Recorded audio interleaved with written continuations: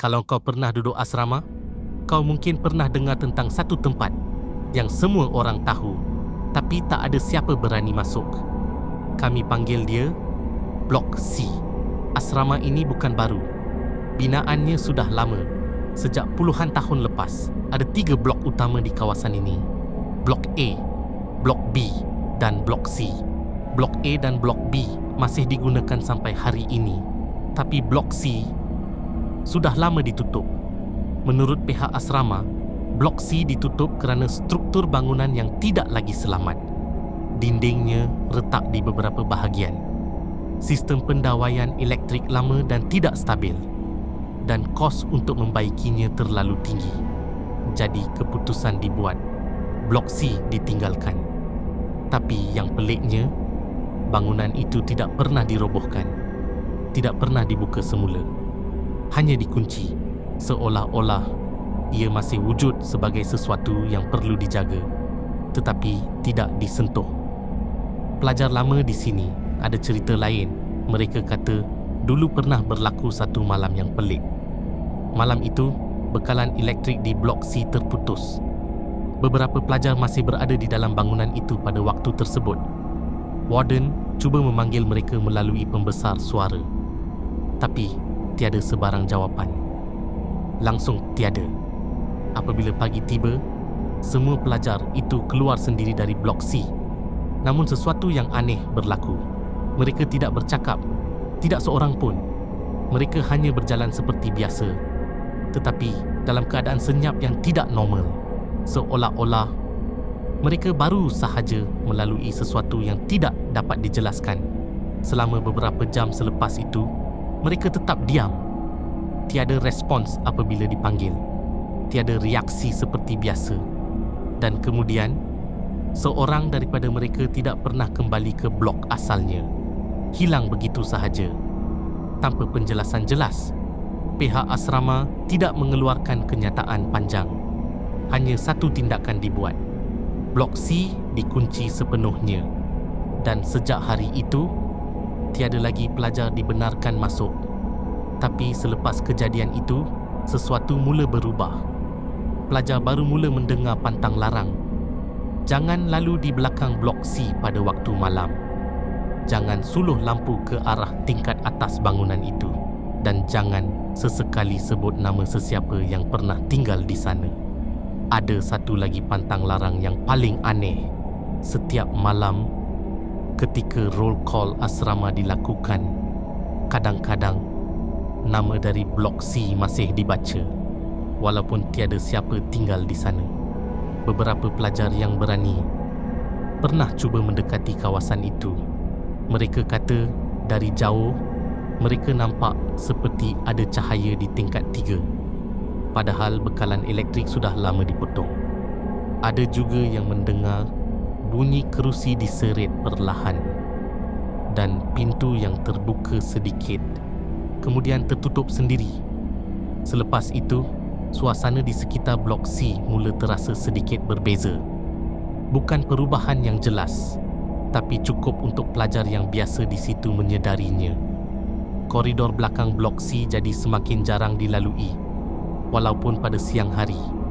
Seolah-olah kawasan itu perlahan-lahan dihapuskan dari rutin harian asrama. Ada pelajar yang perasan, setiap kali mereka berdiri terlalu lama berhampiran bangunan itu, bunyi persekitaran akan jadi lebih perlahan.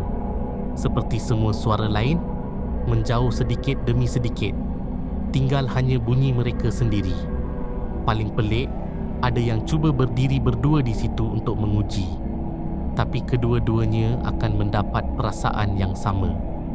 Seolah-olah, walaupun ada orang lain di sebelah, ruang di sekeliling mereka tetap rasa kosong. Beberapa malam selepas itu, satu fenomena kecil mula disedari. Lampu di koridor Blok A dan B kadang-kadang berkelip serentak tanpa sebab jelas.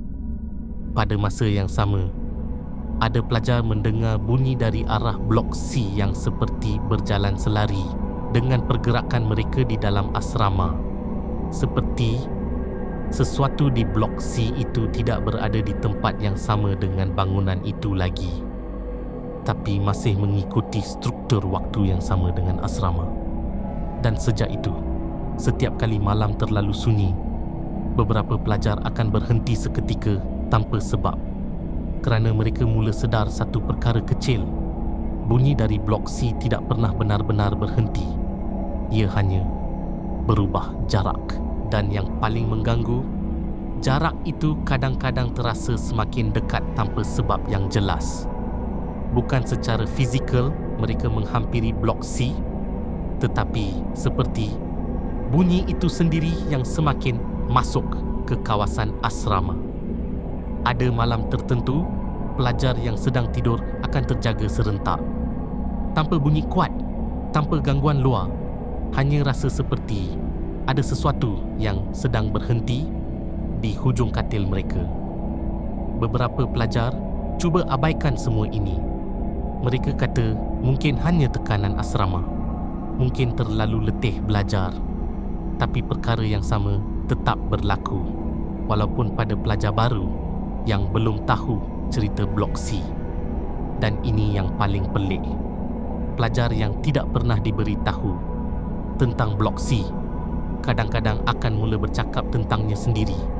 Bukan kerana mereka dengar cerita dari orang lain, tapi kerana mereka rasa seperti sudah tahu tentang tempat itu dari awal. Seolah-olah blok C bukan sekadar satu bangunan, tapi satu perkara yang sudah wujud dalam sistem asrama itu sendiri. Sesuatu yang tidak perlu diperkenalkan, kerana semua orang akan akhirnya sedar sendiri. Ada juga kes kecil yang tidak pernah dicatat secara rasmi. Pelajar yang tidur lewat di dom pernah mendengar nama mereka dipanggil dari arah koridor. Tapi bila mereka buka pintu, tiada sesiapa di luar. Hanya lampu koridor yang malap dan sunyi yang terlalu tebal. Dan selepas kejadian itu, mereka akan perasan sesuatu yang aneh pada keesokan harinya. Ada perbualan yang mereka tidak ingat pernah berlaku. Ada reaksi orang lain terhadap mereka, seolah-olah mereka pernah melakukan sesuatu pada malam sebelumnya. Walaupun mereka yakin, mereka tidak pernah keluar bilik. Perkara ini tidak pernah dilaporkan sebagai kejadian besar, hanya dicatat sebagai kesilapan ingatan pelajar atau keletihan ekstrim. Tapi di kalangan pelajar lama, mereka tahu itu bukan perkara biasa, kerana semakin lama seseorang berada di asrama itu, semakin sukar mereka membezakan apa yang mereka dengar dan apa yang sebenarnya berlaku. Masalahnya bukan bunyi itu sahaja. Masalahnya, setiap kali kejadian itu berlaku, ada pelajar yang mula rasa sesuatu tidak kena. Seolah-olah jumlah orang dalam bilik berubah. Kadang-kadang terasa seperti ada seorang lagi di dalam. Tapi apabila dikira semula, semuanya cukup. Dan sejak itu, tiada siapa yang berani mendekati blok C lagi. Bangunan itu kekal berdiri, sunyi, tidak digunakan, tetapi juga tidak pernah benar-benar kosong. Sejak hari itu, blok C tidak pernah dibuka semula.